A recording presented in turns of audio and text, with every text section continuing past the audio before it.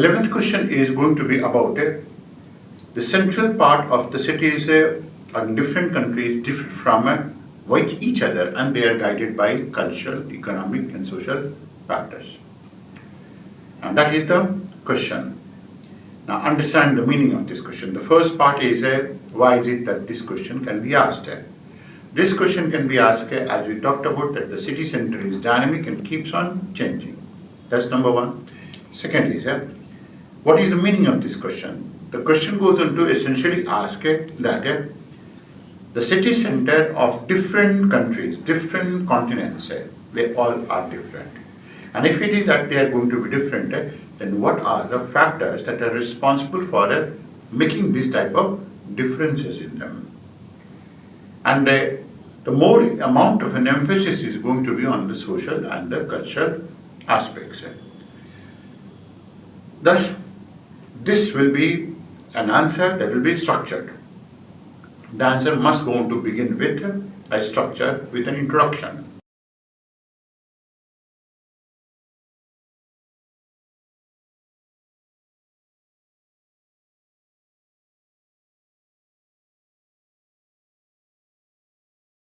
The nature of the city center is going to be different in different places. In North America, this is different. In South America, it is different. In Europe, it is going to be different. And different places, it is going to be different. India is going to be different. Indian city centers are going to be called by the name of chalk. Then American city centers are going to be called by the name of downtown. The European city centers are going to be called by the name of CBD. They all have a different type of a form. And when we are going to be talking about different type of form, that means American city is going to be having an extensive line that is going to be called a skyline. The British city is going to be dominated by a Victorian style of architecture. The Indian cities are going to be having a chalk and so on. So the introduction has to begin with the nature of the city center. The second part is the nature and a characteristic. Now that goes into include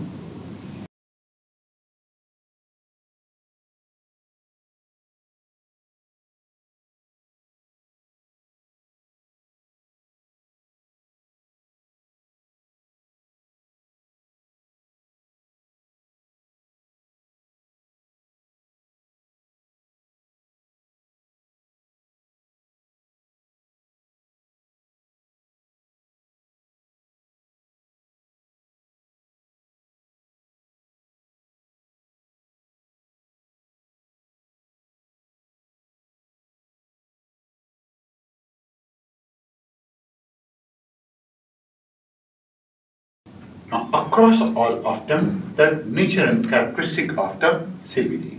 Now, coming to North America.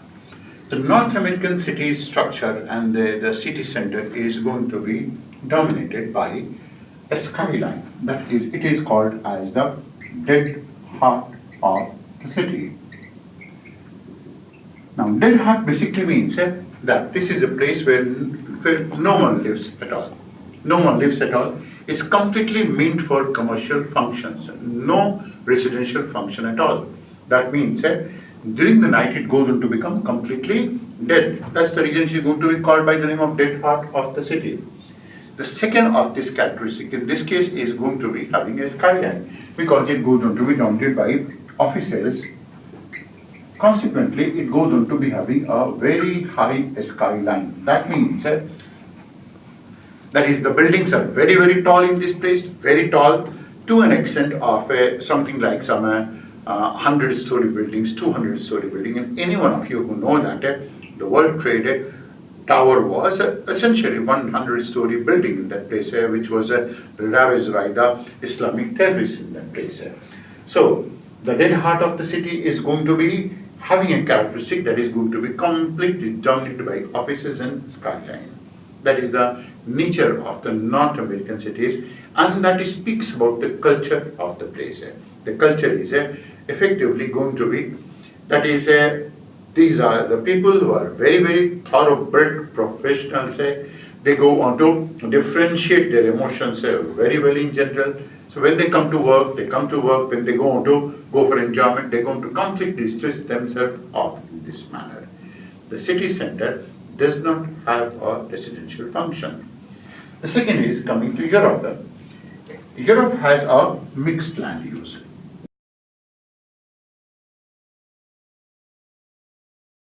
The mixed land use basically means in this case that the buildings are going to be Victorian style. That is, they are antique buildings and they are some of these type of buildings that are to be enjoyed for. They are such type of buildings and mixed land use in this case goes on to mean that the ground floor has been given for the purpose of a commercial function. There are shops. Then the first floor is going to be given for the purpose of offices, and the upper floor is going to be given for the purpose of a residential function. That is the mixed land use. Now, this again shows the degree of interest that the people going to have in this region.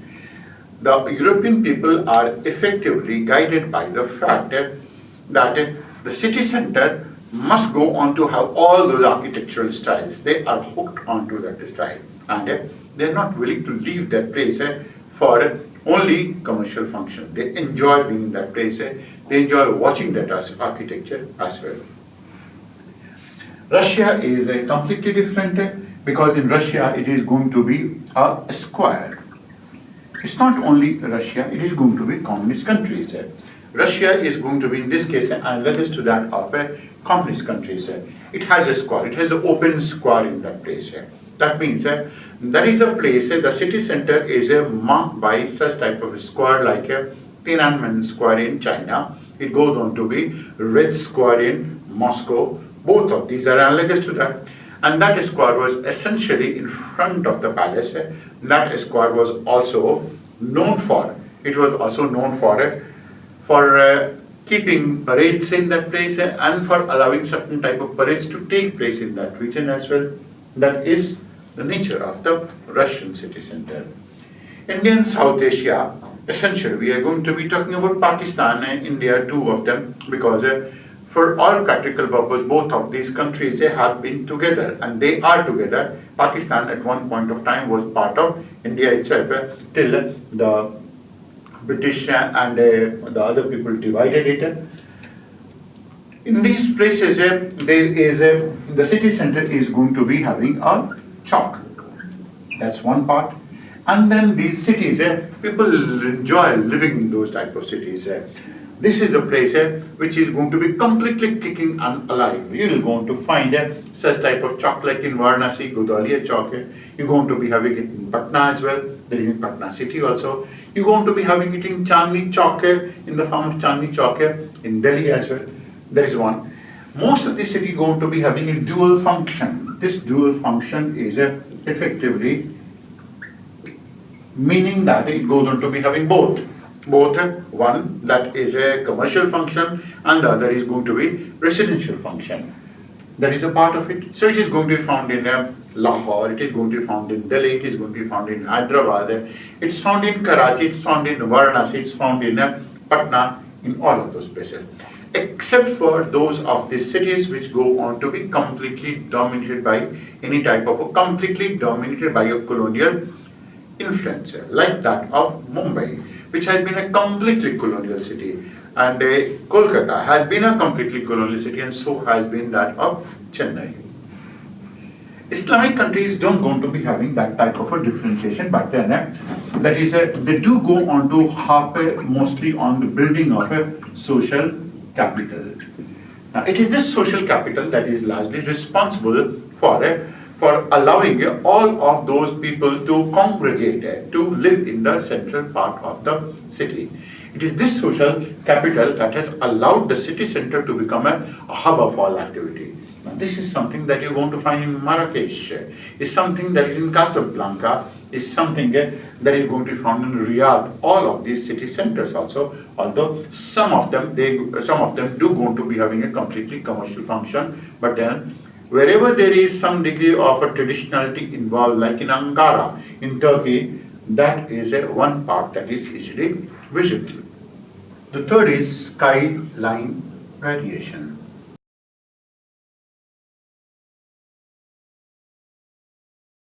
Now the skyline variation varies from region to region.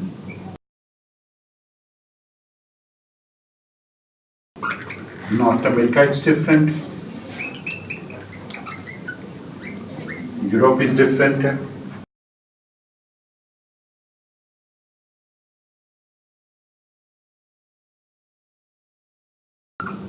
And same is the case with South Asia as well as other regions.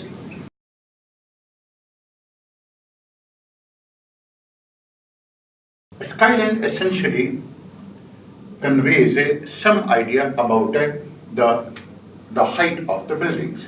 For example, if you can go on to take a look at the height of these buildings in North American downtown, then most of these buildings are going to be very, very high. Some of these students may have known it that in cricket, the such type of bar diagrams that are made, they are going to be called by the name of Manhattans. That means some real high buildings. That is going to be the skyline. This is going to be the height of the buildings, and as it is, that is the height of the buildings can go on to be something like 100 story up till here, and so on and so forth. So the skyline is very, very, very high in North America. Now that is largely because of the fact that in this region, the central part of the city is going to utilize in the most effective manner possible. That is one part. Central part of the city is going to be utilized in the most effective manner possible. Consequently, the land use is going to be very, very, very intensive. So North American skyline is very high. In contrast to it, in Europe, Europe has a variable type of a skyline. And when we go to be talking about a variable, that means in some places in Europe, it's going to be one of these buildings are going to be Victorian style buildings, then another of this building will go on to be the new American style. This will be third building that will go on to be very high, so that goes on to be very variable. And of course we have talked about that to what extent it can go on to be variable. So that is going to be part of Europe. In India and South Asia is going to be a mixed land use. Mixed land use in the sense that we are talking about it will go on to have a residential function, commercial function, so it can go on to be 4 and 5 story high. While in Europe, there will be a Victorian style building, and there will be at the same time there will be a very high rising building as well.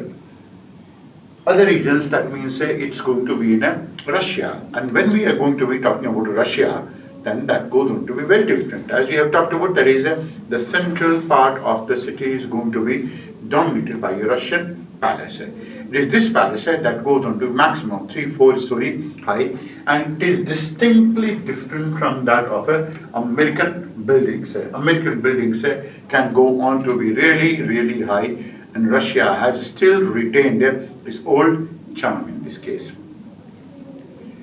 Now that answers the question. That is, how is it that the city center in different parts of the world go on to differ from each other? As we have talked about, that was the nature of it.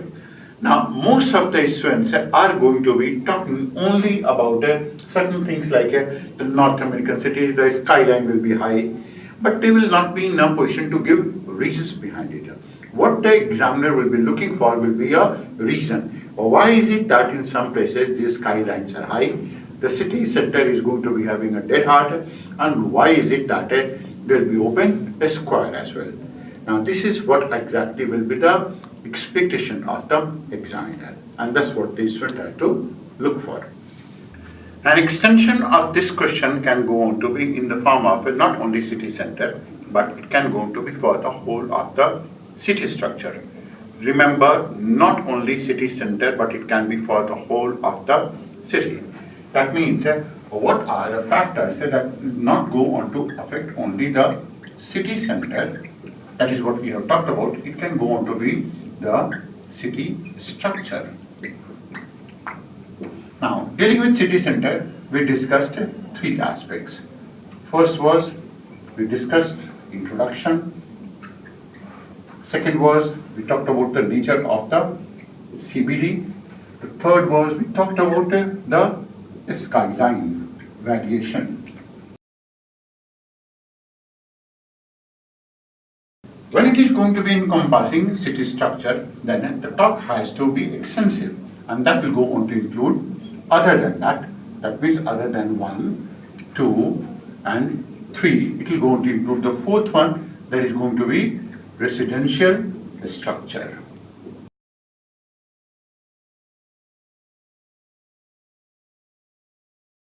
Now, residential structure, again, cross-cultural comparisons that will go on to comprise of North America,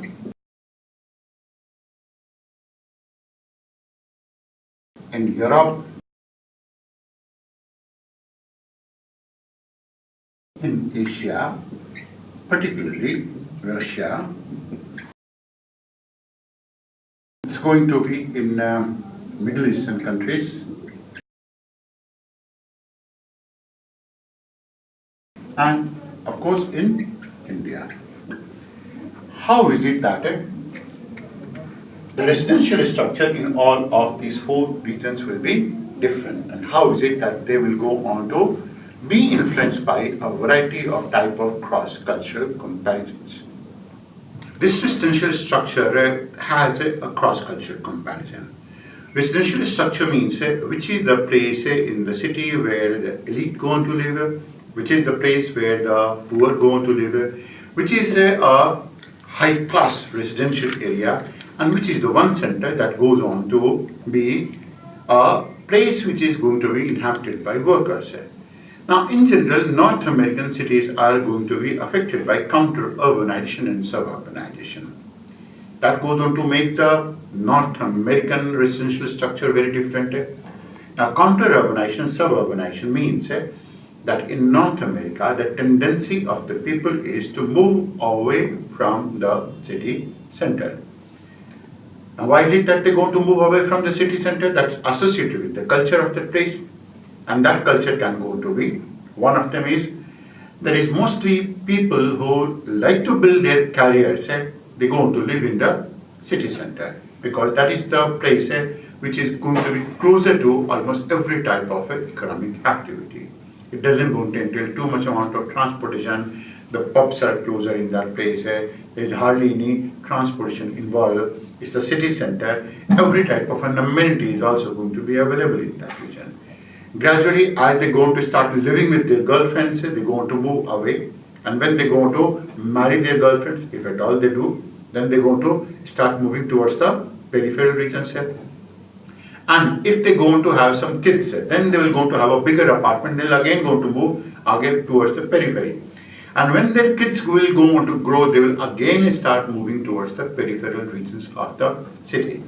So gradually, there is always going to be a shift of the population from the city center towards the periphery.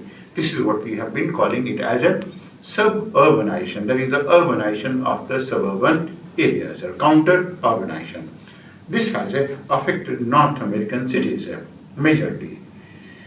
In Europe, that's a contrast. Higher income group people live in the city center. And why is it that higher income group people live in the city center? Is because of the fact that in European region, the higher income is the one that is a sign and a symbol of elite. It's the place which has a Victorian style of buildings, and the buildings go on to be really showing certain type of architectural designs. These are the designs with which the British people, with most of the European people go on to have a stronger affinity. So there is a strong vertical, there is a strong historical and cultural relationship with the city center, and consequently, the city center for these people are going to be very attractive in that region. In Latin America, as we have talked about, that is in Latin America, the main residential area is going to be in the spine. That is, the elite going to live in the spine, and the rest of the city is going to be dominated by someone else. While it is going to be in Southeast Asia and Middle East, the density in the central place is very, very high, and most of these people going to live in a real dense quarters. And in these places, for example, in India, there is some degree of ethnic segregation that is based on the pseudo concept of a caste. While in Middle East, the concept of caste and other aspects is completely absent of sorts. Ethnic segregation is non-existent in the Middle Eastern cities. So residential structure in five different continents happen to be different. The fifth component will be ethnic segregation.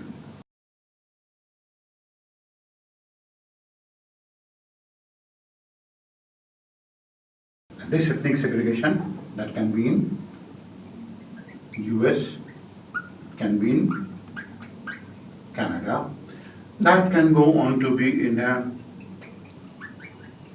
Europe and other regions.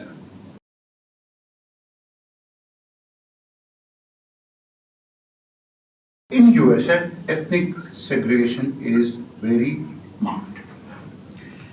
Ethnic segregation in the United States is very marked because the city center is going to be dominated by certain type of population, certain type of people which has been a deteriorating population of sorts, and these have been called by the name of ghettos. So it's a black residential population that is going to be found in one part of the city. Then there is of course a distinct white population in that region as well, and that goes on to show a distinct ethnic segregation. That's one part. USA does go on to show a very marked ethnic segregation of the Indian people, of the Chinese people, of the black Negroes, as well as their own, as they're going to be calling it themselves, there is own white population. Although the United States has been a native country for the Red Indians. In Canada, the city center is going to be dominated by the Chinese, it is going to be by Indians, it is going to be by Pakistanis, it is also going to be by Negroes. So that is going to be very, very, very mixed. It's not as segregated as it is going to be in the United States. So United States is a different case altogether. Europe, such type of ethnic segregation is again going to be present, and this presence is going to be very, very well marked in some places like that of London. For example, in Southall, it's going to be Indian population. There are going to be certain pockets that are known for Sikh population. There are going to be certain pockets that are going to be known for the true Indian people representative. Some of these pockets are known for Islamic people, essentially who have come from Pakistan. So that is going to be very, very well marked.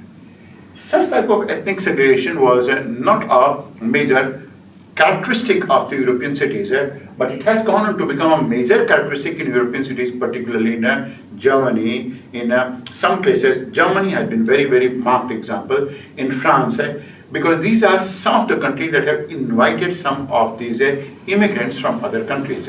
And because they have invited immigrants from other countries, what has happened is that all of these people have come and they have got themselves settled in the different parts of the cities, leading to the evolution of ethnic segregation. The sixth is a tendency to sprawl, that is urban sprawl. That is in, of course, United States, one, Canada, Western Europe, Russia, and India and South Asia.